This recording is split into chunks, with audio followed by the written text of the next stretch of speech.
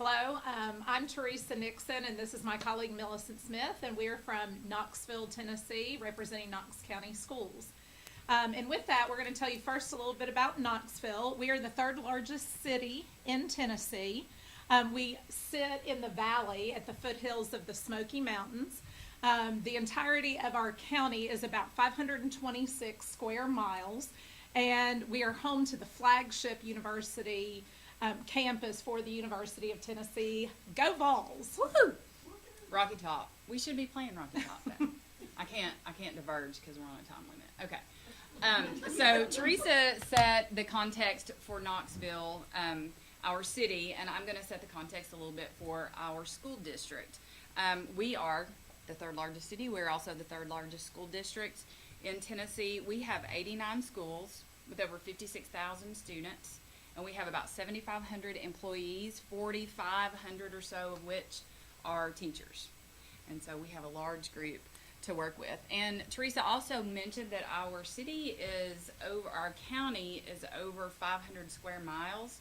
So within within our school district, we're kind of unique because we do have urban, suburban, and rural all within one district. So it provides unique needs, and I think Spotsylvania talked about that a little bit too when we have those different populations within our school district. It's kind of difficult. So we are over 45% free and reduced lunch, yet we have about a 90.3% graduation rate.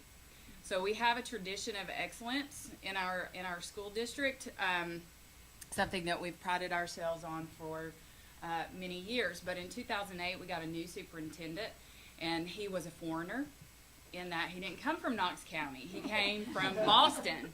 And so that was a big deal. That was a big deal for us because we hired someone. We had hired from outside of our district before, but not someone from a big city like Boston to come and serve in our school district. And one of the first things that Dr. McIntyre did is he went on a listening tour. He spent about 100 days just going around listening to all of the stakeholders in our district. And from that, developed our strategic plan. We're actually in the fifth year of our strategic plan, which is excellence for all children. And so realizing that we're building on our strengths, that was sort of Dr. McIntyre's thing. We're building on our strengths, and we've seen a lot of good things happen in our district, but it's not fast enough, and that trajectory is not steep enough for us. We want to grow exponentially for our students.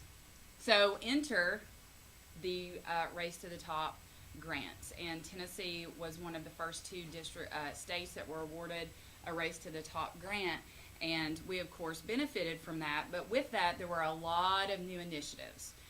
Several of you have mentioned the Common Core transition, which our state is engaged in at this point. We have a new evaluation model, which includes a new accountability system for us in the state of Tennessee.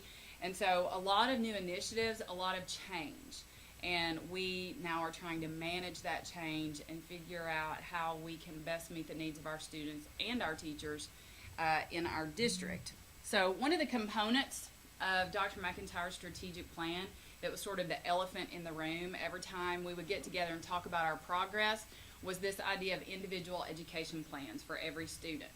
And we would sort of go through and we would check our progress, and then we'd be like, oh yeah, okay, and move on and skip over it because everybody was scared of that because it was an IEP for every student.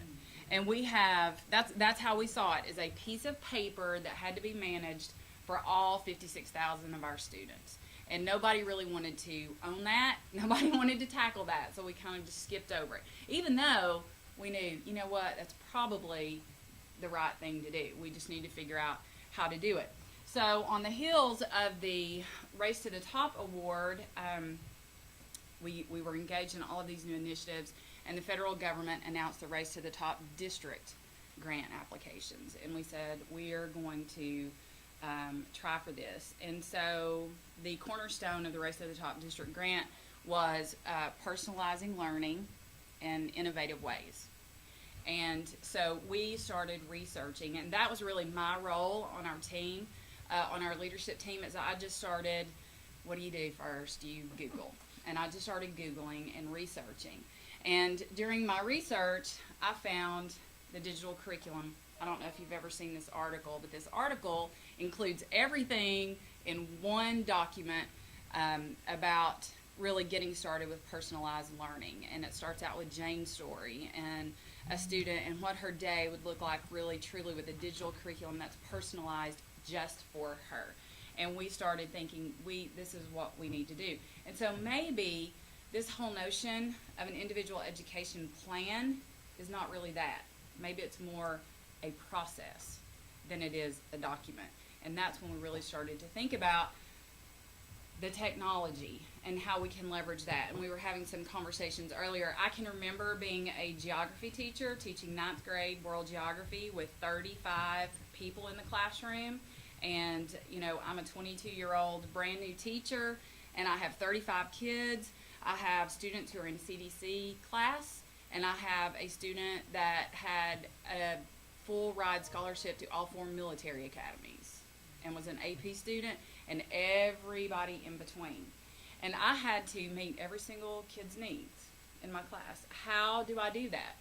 Well, the more we got involved with this research and the more we started thinking about innovative ways to do that and how to use technology to do that, we were convinced that we can use technology integrated in the planning process to meet the needs of every student in our class. So we can differentiate among groups with their different learning styles. We can individualize based on a student's academic needs to personalize the learning environment for every student. And that teacher that has 35 kids can manage it with a technology device, using all kinds of technology tools, but actually using the device. So we became committed to this idea of a one-to-one technology initiative and how we can use that to personalize learning. So it's not about the tool. It's not about just a fancy device. It's how we can use it in the planning process for our students. And so that's really where we started to come into how do we do that? How do we make that happen? This is a transformation in instruction for our teachers. How are we going to help them and support them in doing that? And so within this article on the digital curriculum, we learned a lot about how technology should not be the focus. And that was a hard lesson for us to learn, because with all of these new initiatives that we had in our district, our superintendent was very committed to the idea of technology. And so he went to our county commission with a request, a $35 million request last budget season for a one-to-one device for every student in the district. And he just went and asked for it. And we really didn't have a research base behind it. He knew it was the right thing to do, but it was just, we want to get devices in the hands of kids. What device? We don't know yet. How are we going to use it? We're not sure. And we even had our own teachers turning against us. Like, why would you do that? Why would you do that and not give us a raise? You're asking for $35 million. Why would we not get a raise? We did a horrible job of really researching that and having a plan and delivering a message about really how we're going to use the device. And so we learned through this Race to the Top district grant application really of how we can do that and how we can achieve it. And we did a much better job of convincing all of our stakeholders, our teachers. We went on a budget roadshow to every single school in the district. Our leadership team did. We explained to them what we had learned. Unfortunately, we didn't get the Race to the Top district grant. But we did convince enough people in our district that this is the right thing to do. And so we decided, and we'll come back to the TPACK in just a few minutes, but I did want you to know that that's how we very first started learning about and exploring the idea of technology, pedagogy, and content knowledge and the marriage of those in the instructional planning process was through our research with the district grant. But we just said, we didn't get the money. It was about a $40 million grant. We didn't get it. What can we do to make this happen in our district? Because we know it's the right thing to do. And so when Dr. McIntyre did his State of the Schools address this February, he made a very special announcement. Our children are expected to function in a digital world, and we must educate them in one. More broadly, we must create a personalized, student-centered learning environment that is designed to meet the individual educational needs of each of our students and prepare them for success in a complex and increasingly competitive world. I believe instructional technology will help us get there. You can do a lot more with technology. A lot of people learn things different ways. The lessons that we do in class, we do over here. Turn on your active expression. She puts it up on the board and she can make it go to text or to where we type in A, B, C, or D. This is my camera and my laptop, and the video camera belonged to one of my teammates. We're learning how to put documentaries together and how to make a story. I'm graphing points and having to put this little thing. They give you lessons and you have to do them, and every time you get an answer right, they give you points. We use technology in the classroom. We use it to supplement the instruction that's already happening. We put them on Think Through Math. It helps reinforce what we did in the classroom by showing it to them just a little different of a way. When they're at home, they can get on and access tutors anytime, weekends, weekdays, at night. It's immediate feedback for me. If there's something that just really jumps out at me, I don't have to wait till I have a chance to go pick up off the printer at the end of the day. You can actually see what you're typing in, and it helps to understand what you're doing instead of just reading it on paper. It just puts the technology piece in a very real and helpful way. By having the iPads that every student takes home with them, we're able to differentiate completely for every individual student and truly create a personal learning environment for them. The differentiation allows the teacher to try to get to the same benchmark, but realize that everybody's going to get there different ways. It really kind of helped us because we already use it. We are preparing these children for jobs that haven't even been created yet. And so many jobs are out there that weren't even around, 7 years ago whenever I started teaching. When they are reading their research, yes, that's paper, pencil, they go through, they make their notes with their sticky notes and their highlighters and whatnot. But then we take that and we use the modern tools to help synthesize all the information, and then they grow exponentially.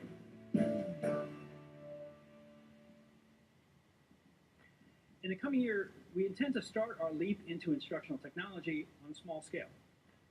Tonight, I'm pleased to announce that we will begin an internal competition to identify approximately 10 schools across the county that have the interest, the passion, and the capacity to effectively implement a one-to-one instructional technology initiative. That's one technology device for each one student or each one teacher.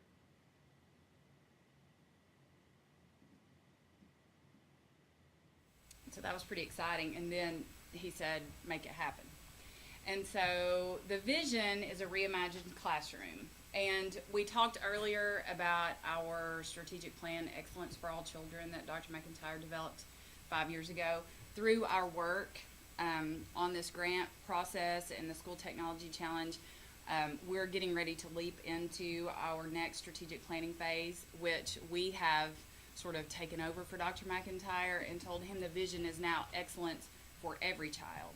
And so it's rigorous, flexible, dynamic, technology-infused classroom with every student having an electronic learning device with access to teacher-designed content resources, curriculum-specific and level-appropriate educational activities, and a digital learning management system to personalize student learning, enable students, parents, and teachers to monitor individual student progress, and ensures college and career readiness. So that's a big mouthful. And then so how do we do that? How do we make that happen? And so we developed a theory of action. Dr. McIntyre actually coined this phrase, CLASP. And it's customized learning and success planning. And that's really the whole process of a school to create a personalized learning environment for students. And as you can see, part of this theory of action, if you look in the bottom right-hand corner, the capacity building component, we do talk about PLC efficacy, which we are rebranding in our district to be collaborative planning. We're not calling it PLCs. But and it's like Robert Marzano. We heard Marzano so much with the essential strategies that we don't refer to him. He's like a persona non grata in our district at this point. But we do have our TPACK coaches. So we took that notion of technology, pedagogy, and content knowledge to see how can we operationalize that? How can we provide that support for the teacher? Because we are fortunate we're able to fund this one-to-one initiative, but we have a plethora of other technologies in our buildings. Just like was mentioned earlier, we have smart boards and active boards in all of our classrooms. That technology is only outdated if we use it in an outdated way. And in order to make sure they're fully actualized, we need to provide the support, job embedded support, as we mentioned earlier. So on the ground, we felt like that the technology, there are a lot of people that contribute to the instructional environment. And so we had situations where, oh, I'm going to teach a lesson, I'm going to use my active board, and the bulb's out. And I have to do a request to get a bulb, and it takes, weeks to get a bulb, and they're $300, and what are we going to do about that? The classified person that fixer is just as important to the instructional process as the teacher in the classroom, because we're keeping it seamless so that the teacher and the students have access to the technology at all times. So not only do we have a TPACK coach, which is a certified technology, pedagogy, and content knowledge instructional coach. And in our district, we already have a cadre of about 130 instructional coaches that are literacy, numeracy, and generalists. We also have a few system-wide coaches in our other content areas. So our TPACKs will join our coaches network that we have, and they will be supporting teachers by helping them plan with technology integration. So again, it's what is the learning objective, what is the desired outcome, and then how can we help teachers and help them discern the appropriate tool to use, because we do have a lot of tools at our disposal. So then we also have a classified fixer at each one of our school technology challenge schools, so that they can make sure that the technology is seamless, that the teacher does not have to fret and sweat because a particular piece of technology is not working. They're there to facilitate the learning process as well. So the TPACKs become an integral part of the success of our school technology challenge. And then we have qualifications for our TPACK coaches. They have to be experts in content knowledge, pedagogical knowledge, and technology integration skills. And what's fabulous about this, as we think about personalized learning in our district and our new instructional model, which our instructional rubric is based off the TAP rubric from NIET. And so as you move to a more successful to more successful implementation of the instructional rubric, it becomes much more student-centered. And the evidence is there that it's much more student-centered. And so moving forward, that's where Teresa comes into play, because as we think about our school technology challenge, this new cadre of coaches, how are we going to manage those folks? How are we going to make sure that we move this forward? Because our goal is to scale this initiative up so that the instructional coaches that we currently have will all ultimately morph into technology, pedagogy, and content knowledge coaches. And then we will have to sort of manage this school technology challenges. It becomes really just how we do business in our district as a whole. And so Teresa's position came on as Director of Instructional Technology and Personalized Learning Project Manager. And so she's going to pick up the ball and go from here, which I'm happy for her to do. But what are your plans moving forward, and where are we with TPACKs? So at this point, we have hired 11 TPACKs as of Friday. We are brand new in the journey, and so we are very excited about that. We did create a district pool, and then school level administrators got to select from that pool. And thank goodness nobody duplicated their first choice. Imagine that. That was amazing for 11 schools to come about with that part. As Millicent already mentioned, each school will have a computer technician, so these folks can truly focus on the content and the instruction that's happening within the classroom. We have already had 1 week of technology training, technology challenge training for our teachers. And that was 1 week where we focused on connectivism, constructivism, understanding the why behind the school technology grant. And this was pre-computers.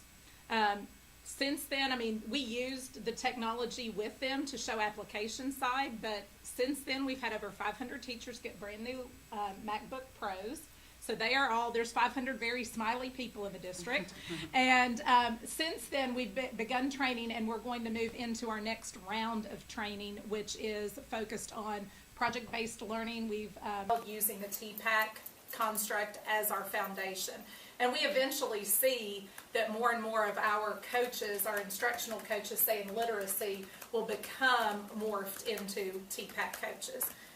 And so with that, do we have any questions? I know